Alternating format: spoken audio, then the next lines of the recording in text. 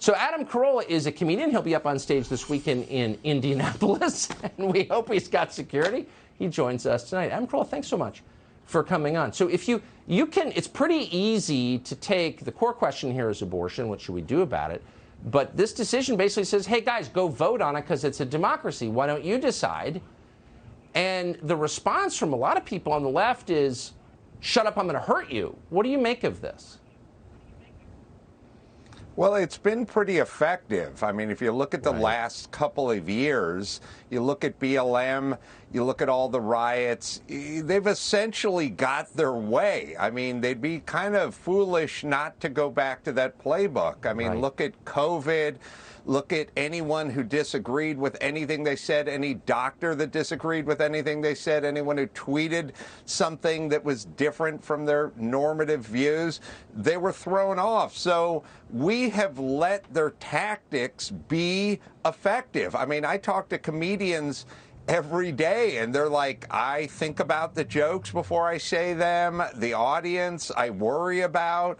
It's been effective, so they're going to keep going with it as long as we let them keep going with it and it keeps being effective. Well, sure. I mean, if you let your kids spray paint your living room, they'd probably keep doing it. Why didn't someone think of that when we allowed a small group of angry people to torch our cities? I don't know. I mean, you know, if you really think about a stand-up club, like a comedy club, it is the town square.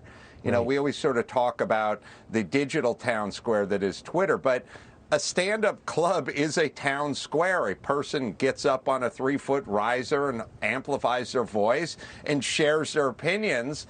And we somehow decided the town square was an antiquated idea, or if whoever had the microphone said something they disagreed with. I mean, I now do shows and people in the audience are disagreeing out loud. They're giving their opinion out loud. That never existed in the past. You were the audience. I was the comedian. You sat and listened. You got a 2-drink minimum. I said my jokes. People are emboldened now, and it's like, the same thing that's happening on comedic stages is really happening on commercial airline flights. Like, people are now somehow feeling like they can physically put their hands on other people they disagree with. Man, that is a precedent we want to stop, and you'd think the democracy defenders would be opposed to it, but of course they're for it. Weird. Adam Carolla, I appreciate you coming on. Thank you.